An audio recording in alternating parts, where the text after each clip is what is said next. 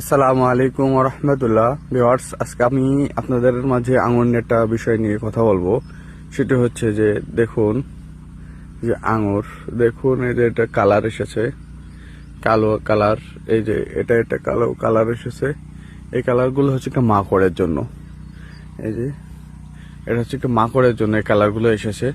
তো আমরা এই মাকড় নাশক দিতে হবে প্রতিদিন, সপ্তাহে মনে করেন যে 2 দিন মাকড়টা স্প্রে করতে হবে। করলে এই দাগগুলো আসবে না। আর এই যে আঙুরের শেপ নষ্ট করার জন্য মাকড়ই যথেষ্ট।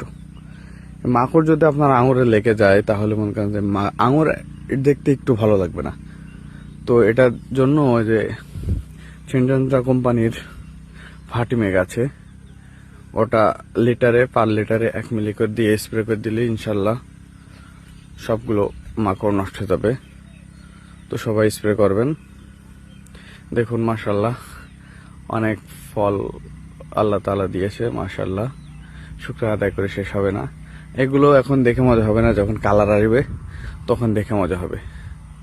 তো সবাই ভালো থাকবেন। আসসালামু আলাইকুম ওয়া রাহমাতুল্লাহ।